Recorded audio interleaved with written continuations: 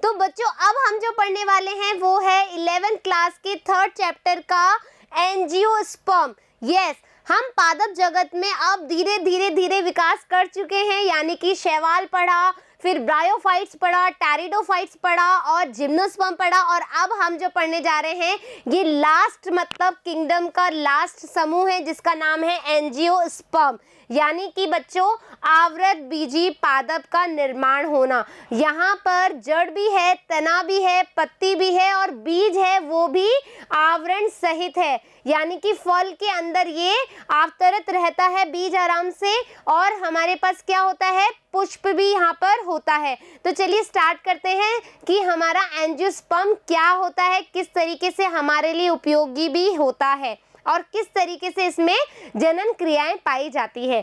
तो बच्चों जो एंजियोस्पर्म है ये पुष्पीय पादप होते हैं। आपको इसके बारे में ये भी पूछा जाता है कि जो आवृत बीजी पादप हैं उनके लक्षणों के बारे में बताइए। तो बच्चों सबसे अच्छी बात ये है कि ये पृथ्वी के सबसे विकसित पादपों में आते हैं। आपका पहला जो लाइन होता है वो क्या है कि सबसे विकसित पादप कौन से होते हैं, तो बच्चों एंजियोस्पर्म जो है वो पादपों में सबसे विकसित होते हैं। ठीक है, दूसरी बात ये इसमें क्या होते हैं, ये पुष्पीय पादप होते हैं, मतलब पुष्प इनमें प्रेजेंट होता है। अब पुष्प की क्या क्वालिटी है बच्चों, जो पुष्प होता है उसमें क्या होता है, जनन क्रिया होती है, यानी कि जो जनन क्रिया पाई जा रही है आवृत बीजी पादपों में वो कहाँ पर हो रही है, वो पुष्प के अंदर होती है। तो इसमें परागकण तथा विजांड की विशिष्ट रचना पाई जाती है, इसीलिए इसको हम विकसित भी बोलते हैं, मतलब बहुत अच्छी से जो है गुरु बीजाणुधानी पाई जाती है। उसी तरीके से इसमें बहुत अच्छे से जो है वो परागकोश भी पाया जाएगा, परागकण उसमें से निकलेंगे। ठीक है बच्चों, जिम्नोस्पर्म में जो बीजांड था वो अनावृत था, हाँ या ना, हमने बात कर ली वो अभी लास्ट पार्ट जो हमने पढ़ा कि जो जिम्नोस्पर्म है उसमें बीजांड निषेचन के पूर्व भी आवरण रहित रहता है और जो निषेचन की क्रिया हो जाती है उसके बाद भी वो आवरण रहित होता है। ठीक है, लेकिन जब एंजियोस्पर्म में हम बात करें तो जो बीजांड है वो विकसित होता है और फल बनाता है। आया समझ में, यह पादपों में सबसे बड़ा वर्ग है और हम बोलेंगे ये सबसे ज्यादा विकसित भी होता है, मतलब सबसे विकसित समूह ही यही है हमारा एंजियोस्पर्म। इनका माप जो है बच्चों, ये जो अभी मैं लाइन बता रही हूँ ये इंपॉर्टेंट है। ठीक है बच्चों, वुल्फिया है ना, ये सूक्ष्मदर्शी जीवों वुल्फिया से लेकर सबसे ज्यादा ऊंचे वृक्ष यूकेलिप्टस, क्या होगा, यूकेलिप्टस, ठीक है, यूकेलिप्टस। तो आपसे पूछा जाए कि जो जिम्नोस्पर्म है उसमें सबसे छोटा जो पौधा है, ठीक है, सबसे छोटा पौधा मैं इधर लिख देती हूँ बच्चों, जो जिम्नोस्पर्म है, सॉरी जो एंजियोस्पर्म है उसमें सबसे छोटा जो पादप है उसका उदाहरण तो क्या आएगा बच्चों, उसका उदाहरण हमारे पास आएगा वुल्फिया, क्या आएगा, वुल्फिया। ठीक है, वुल्फिया इसका एग्जाम्पल है। और यदि आपसे पूछा जाए कि जो सबसे क्या है, सबसे बड़ा है ना, जो सबसे बड़ा वृक्ष है वो कौन सा है बच्चों, यूकेलिप्टस। ठीक है, यूकेलिप्टस जो है वो सबसे बड़ा पादप है। ये देखिए बच्चों लिख लीजिए, सबसे छोटा पादप वुल्फिया और सबसे बड़ा पादप है यूकेलिप्टस। इसका एग्जाम्पल पूछा जाता है एग्जाम के अंदर, तो हम क्या बोलेंगे कि ये देखो जो 100 मीटर से भी अधिक ऊंचाई के हो सकते हैं। फिर हमने देखा कि इनसे हमें भोजन भी मिलता है, चारे के रूप में भी एंजियोस्पर्म का जो है यूटिलाइजेशन होता है, औषधियां व ईंधन भी इनसे प्राप्त किया जाता है। ये दो वर्गों में विभाजित होते हैं, जो बच्चों आवृत बीजी पादप है, या मैं यूं कहूं कि जो एंजियोस्पर्म है वो द्विबीजपत्री भी हो सकते हैं, यानी कि जिसको हम डाइकोटिलेडन्स भी बोलते हैं, और एक बीजपत्री यानी कि मोनोकोटिलेडन भी ये होते हैं। द्विबीजपत्री की क्या पहचान है, तो बच्चों आपने चना देखा है ना, तो चना जैसे आप ये देखो इस तरीके से चने की शेप होती है। तो यदि हम इसको अलग करना चाहें तो ये एक भाग हो जाएगा, है ना, और एक ये भाग हो जाएगा। इसी कारण से ये तो मैं आपको समझाने के तौर पे बोल रही हूँ कि इनमें एक बीजपत्र ये हो जाएगा और एक बीजपत्र ये बन जाएगा, इसलिए हम इसको क्या बोलते हैं, द्विबीजपत्री, यानी चना इसका उदाहरण हो सकता है। आराम से आया समझ में? तो मैं क्या बोल रही हूँ, इसमें 2 बीजपत्र होते हैं, ठीक है। पत्तियों में जालिका रूपी शिराविन्यास पाया जाता है। जो इनकी पत्तियां होती है उसमें इस तरीके से जो जालिका रूप है, ठीक है, इस तरीके से जो जालिका रूप है वो शिराविन्यास पाया जाता है। ये इसमें चतुष्टय यानी कि 4 चक्र इसमें पाए जाएं, और यदि पंचटयी होता है तो उसमें 5 चक्र पाए जाते हैं। आया समझ में? फिर हम बोल रहे हैं कि एक बीज पत्रों की कैसे पहचान की जाए, यानी कि जैसे चना और मटर तो उसका एग्जाम्पल हो गया। इसका एग्जाम्पल अपन बच्चों, हाँ, मक्के का जो दाना है ना, आप मक्के का दाना देखोगे, इसको आप डिवाइड नहीं कर सकते, मतलब 2 भागों में एक समान रूप से तो नहीं कर सकते ना। ऐसे तो आप भाई काट लो, आप बोल सकते हो भाई काट लिया हमने, ऐसा नहीं करना है। जब जैसे अपन चने की बात कर रहे थे बच्चों, तो ये समान भागों में डिवाइडेड था, है ना। लेकिन क्या मक्के का जो है, यहाँ लिख देती हूँ मैं, जो मक्का है, जो मक्के का जो बीज है बच्चों, उसको, मक्के का जो दाना है, आप उसको डिवाइड नहीं कर सकते ना समान भागों में। तो यानी कि उसमें एक ही बीज पत्र पाया जाता है। एक बीज पत्र का होना यानी कि एक बीजरी पौधे जो होते हैं। फिर हम बोलते हैं कि यहाँ पर समांतर शिराविन्यास है, वहां पर जालिका व शिराविन्यास था, वहां पर पंचटयी और चतुष्टयी हो रहे थे, यहाँ पे त्रिटयी पुष्प होते हैं, यानी कि उनमें 3 उपांग पाए जाते हैं। यही इसका विशेष अभिलाक्षिक गुण है। जब हमने बच्चों पुष्प के बारे में आपसे कभी बात करी थी तो मैंने बताया था कि पूर्ण विकसित पादप कब होते हैं, जब उसमें 4 चक्र होते हैं, और जो अपूर्ण विकसित पादप है उसमें क्या होते हैं, 4 से कम होते हैं। याद आ रहा है? फिर बच्चों जो इम्पॉर्टेंट पार्ट है वो है इसकी जनन क्रिया। जो जनन क्रिया है वो बहुत ज़्यादा इम्पॉर्टेंट है।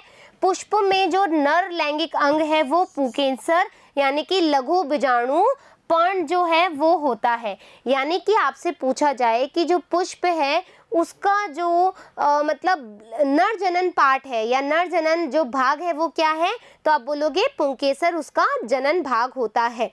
ठीक है, प्रत्येक पुंकेसर में एक पतला तंतु भी होता है। तो मैं आपको डायग्राम बना देती हूँ यहाँ पर। ये तो हमारा एक बीज पत्री का उदाहरण है, मक्का वाला। ठीक है, फिर अब क्या होता है बच्चों, जो पुंकेसर होता है वो इस तरीके से, ठीक है, इस तरीके से बना हुआ होता है। ये जो पार्ट है बच्चों इसको हम बोलते हैं पराग कोश। क्या बोलते हैं? पराग कोश। ये हमेशा क्या होता है बच्चों, द्विपालित होता है। क्या होता है? द्विपालित होता है ना। द्विपालित होता है यानी कि 2 पालियों में बना होता है, जिसको हम लॉब्स भी कहते हैं। ठीक है, और इन 2 पालियों में बच्चों 4 चैम्बर पाए जाते हैं। क्या पाए जाते हैं? 4 चैम्बर पाए जाते हैं, जिसको हम बोलते हैं लघु बीजाणु धानी। क्या बोलते हैं बच्चों? हम इसको बोलते हैं लघु बीजाणु धानी।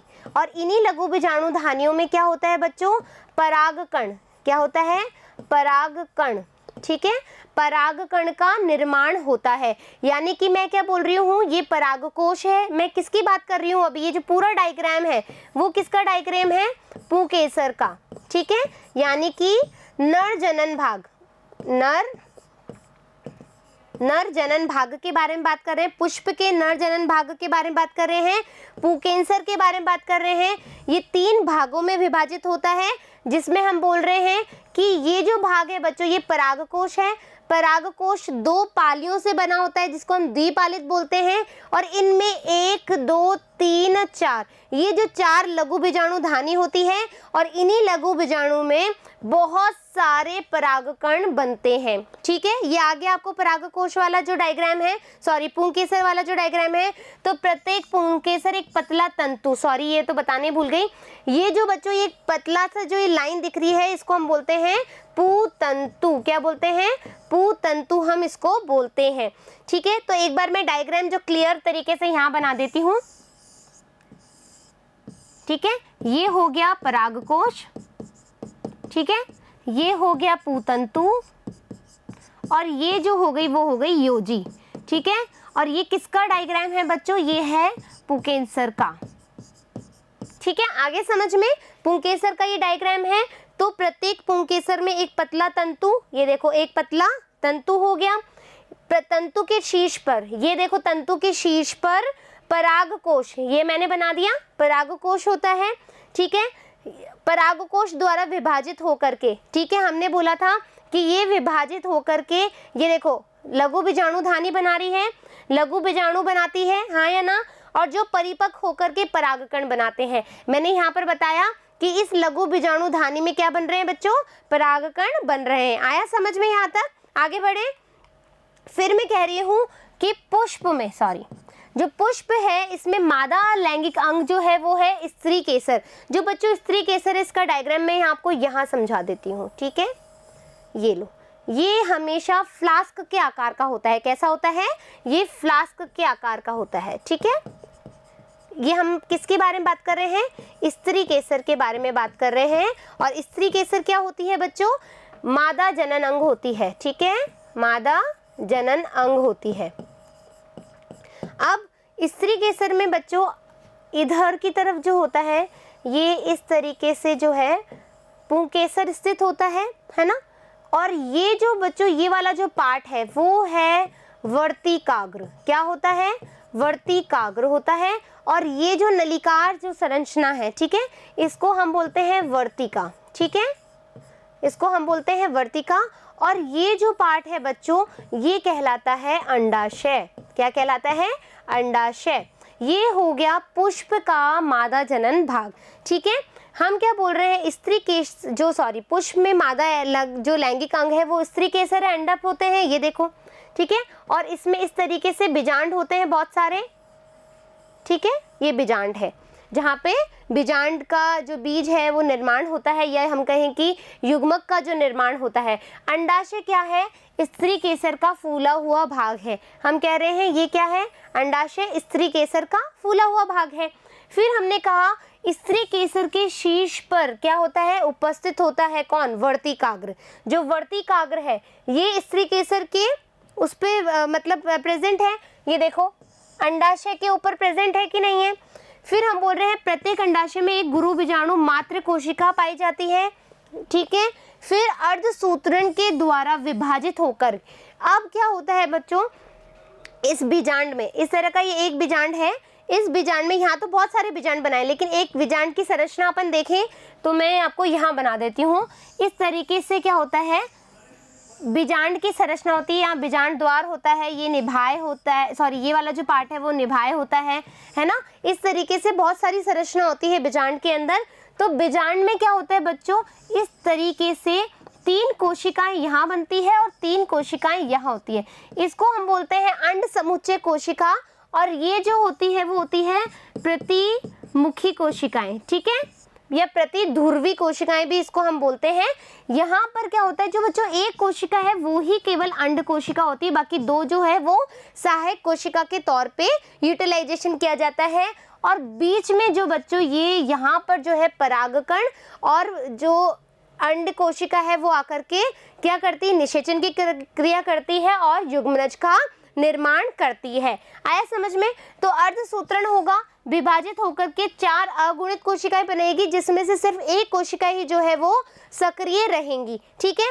3 अगुणित गुरु बीजाणु अविकसित हो जाती है और एक ही जो है वो गुरु बीजाणु विभाजित होकर भ्रूण कोश का निर्माण करती है। आया समझ में। फिर हम बोल रहे हैं प्रत्येक भ्रूण कोश में 3 कोशिकाएं अंड समुच्चय, ठीक है, जिसमें एक अंड कोशिकाएं तथा 2 सहायक कोशिकाएं। देखो बच्चों वापस से बैक जा रही हूं मैं, यहाँ पर अभी हमने बनाया, सॉरी यहाँ पर जो बनाया ये जो 3 कोशिकाएं हैं इसको हम अंड कोशिकाएं बोल रहे हैं। जो 1 और 2 है ये तो होगी सहायक कोशिका, और जो बीच की कोशिका होगी वो होगी अंड कोशिका जो निषेचन में हेल्प करेगी, ठीक है। तो हमने क्या बोला, एक अंड कोशिका है, 2 सहायक कोशिकाएं हैं, 3 प्रतिसंत्यात कोशिका और 2 ध्रुवीय कोशिकाएं होती है। आपसे पूछा जाए कि आवृत बीजी पादपों में जब निषेचन की क्रिया होती है तो वहां पर क्या होता है बच्चों, 7 कोशिकाएं होती है, ठीक है, ये 7 कोशिकीय होता है और 8 केंद्रक इसमें पाए जाते हैं। क्या होता है? 8 केंद्रक इसमें पाए जाते हैं। ये क्वेश्चन पूछा जा सकता है कि जो बीजांड में जो कोशिकाएं बन रही है वो 7 कोशिकाएं होती है और कितना केंद्रक होता है? 8 केंद्रक उसमें प्रेजेंट होता है। जो ध्रुवीय कोशिकाएं आपस में जुड़ जाती है जिसमें द्विगुणित द्वितीयक केंद्र बनता है। ये देखो बच्चों, जो मैंने ये बीच में बनाया है इसी को हम क्या बोल रहे हैं? द्वितीयक। क्या बोल रहे हैं? द्वितीयक केंद्रक बोल रहे हैं। ठीक है, ये जो बीच की संरचना है वो है द्वितीयक केंद्रक की संरचना।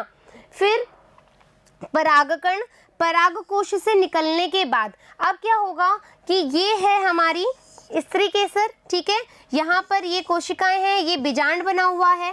ठीक है, इस तरीके से ये बीजांड की संरचना है। अब क्या होगा बच्चों? ये परागकोश है। ठीक है, ये परागकोश है। अब यहाँ से क्या होगा? स्फुटन होगा। परागकोश में स्फुटन होगा, परागकण बाहर निकलेंगे। ये परागकण यहाँ पर जो हमारी क्या है? वर्तिकाग्र है। वर्तिकाग्र से ये परागकण क्या करेंगे? एक इधर बना लेते हैं, ये पराग नलिका। ठीक है, एक क्या होगा? पराग नलिका। जैसे अपन ने किस में पढ़ा था बच्चों? जिम्नोस्पर्म में देखा था, पराग नलिका होगा और यहाँ से ये जो परागकण है वो होता हुआ इस बीजांड में जाएगा और निषेचन की क्रिया करेगा। किसके साथ? अंड कोशिका के साथ। ठीक है, वाहक के द्वारा। अब ये हवा के जरिए भी जा सकता है, बहुत सारे तरीके होते हैं इसके जाने के। और स्त्री केसर के वर्तिकाग्र से, है ना, वर्तिकाग्र है, यहाँ से स्थानांतरित होकर के क्या होगा? परागकण का निर्माण, मतलब ये परागकण है जो यहाँ पर बीजांड में जाएंगे। फिर परागकण वर्तिकाग्र से अंकुरित होंगे, है ना। वर्तिका क्या है? परागकण जो है वो वर्तिकाग्र से अंकुरित होंगे, यानी कि ये देखो, ये तो है हमारा वर्तिकाग्र, यहाँ से अंकुरित होकर के परागकण जाएंगे, है ना। फिर पराग नलिका वर्तिकाग्र तथा वर्तिक के उत्तकों के बीच होती हुई, अभी हमने देखा, सॉरी, ये देखो, यहाँ से वर्तिकाग्र से भी पराग नलिका होके गई है और वर्तिका से भी, ये जो वाला समूह, ये वाला जो डायग्राम था उसको हम क्या कह रहे थे? वर्तिका कह रहे थे। यहाँ से होती हुई भी पराग नलिका जा रही है ना। पराग नलिका भ्रूण कोश के अंदर जाती है। जो भ्रूण कोश बनाया है मातृ जनन कोशिका ने, जो भ्रूण कोश बनाया है उसके अंदर जाएगी और वहां फटकर क्या करेगी? 2 नर युग्मकों को छोड़ देगी। इस तरीके से अब इस बीजांड के अंदर क्या आ गया है? स्त्री के अंदर ऐसे, फिर ये पराग नलिका, ठीक है, ये पराग नलिका है, यहाँ से ये 2 परागकण आए और यहाँ पर ये 2 परागकण आ गए। आए समझ में? ठीक है, एक नर युग्मक अंड कोशिका से संलग्नित हो जाएगा। जो यहाँ अंड कोशिका थी बीजांड पे, यहाँ पर ये क्या करेगा? एक नर युग्मक तो क्या हो जाएगा? यहाँ पर संलग्नित हो जाएगा और दूसरा जो है वो एक युग्मन बनाता है। ठीक है, और एक जो ये परागकण आया बच्चों, देखो एक परागकण ने तो क्या करा? अंड कोशिका से संलयन कर लिया और जो एक परागकण है वो यहाँ पर संलयित हो जाता है। इसी कारण से ये बोला जाता है कि जो आवृत बीजी पादप है उसमें जो निषेचन की क्रिया होती है वो दोहरी निषेचन की क्रिया होती है, या हम बोलते हैं डबल फर्टिलाइजेशन होता है, यानी कि एक में ली संलयन भी हम जिसको कहते हैं। आया समझ में? फिर हम बोल रहे हैं जो दूसरा नर युग्मक है, ठीक है, जो अंड कोशिका से बच्चों मिला ना, मतलब जो एक परागकण है जो अंड कोशिका से मिला उसको हम बोल रहे हैं ली संलयन। ठीक है, फिर जो दूसरा युग्मक है बच्चों वो द्विगुणित जो द्वितीयक केंद्रक बनाया था ना यहाँ पर इस तरीके से, ये बीजांड में, इसमें से त्रिगुणित प्राथमिक भ्रूणकेश केंद्रक बनाता है, ये भी लील संलयन है। ठीक है, यानी कि एक तो इससे क्रॉस करेगा और एक अंड कोशिका से करेगा, यानी 2 तरह के निषेचन हुए। तो इसी कारण से इसको हम डबल फर्टिलाइजेशन या दोहरा निषेचन कहते हैं। इनमें 2 संलग्न होते हैं, युग्मक संलयन और लील संलयन। जहां पर युग्मकों से वो मतलब क्या करेगा? निषेचन क्रिया करेगा तो युग्मक संलयन बनेगा, और जब वो अंड से करेगा तो वो लील संलयन बनेगा। इसलिए इसे द्विनिषेचन भी हम कहते हैं, या दोहरा निषेचन या फिर डबल फर्टिलाइजेशन भी इसको हम कहते हैं। युग्मनक भ्रूण में विकसित होता है। जो युग्मनक है वो कहाँ पर होगा? भ्रूण में विकसित होगा। भ्रूण पोष विकासशील भ्रूण को क्या करेगा? पोषण प्रदान करेगा। अब जो बच्चा जो भ्रूण पोष है वो क्या करेगा, बहुत सारी भित्तियों से मिलकर बना होता है और ये क्या करता है, उस भ्रूण को पोषण प्रदान करता है। भाई बच्चा डेवलप तो होगा है या ना उसकी वॉर्म में, तो वो क्या करता है, धीरे धीरे धीरे डेवलप होता है। इस दौरान बीजांड से बीज बन जाते हैं और क्या बन जाता है, युग्मनज बनता है, बीज बन जाता है। और अंडाशय के निषेचन के बाद जो उनकी सहायक कोशिकाएं थी, 3 कोशिकाएं थी, उसकी जो सहायक कोशिका थी और प्रत्यासत्त जो कोशिकाएं थी वो क्या होती हैं, लुप्त हो जाती है। यानी कि इस तरह से हमने 3 कोशिकाएं यहाँ बनाई थी, एक से तो क्रॉस हो गया, ये जो 2 कोशिकाएं हैं वो भी गायब हो जाएगी और जो ये प्रतिध्रुवी कोशिकाएं हैं वो भी यहाँ से गायब हो जाएगी। ठीक है, तो अब देखो बच्चों ये डायग्राम जो है बहुत इंपॉर्टेंट है। अभी तक जितनी भी बातें हमने करी है, हो सकता है आपको कुछ चीज़ वहाँ नहीं समझ में आई हो, तो इस डायग्राम के थ्रू मैं आपको बहुत अच्छे से समझा दूंगी। देखो बच्चों ये जो पार्ट है, ठीक है, मैं दूसरा कलर का पेन ले लेती हूँ, 2 मिनट आप रुकिए। ठीक है ना। तो बच्चों ये जो पार्ट है अपना, ठीक है, ये पुष्प का पार्ट है ना। पुष्प का एक बार मैं आपको भाग इधर वापस से बता रही हूँ कि ये देखिए, ठीक है, इस तरीके से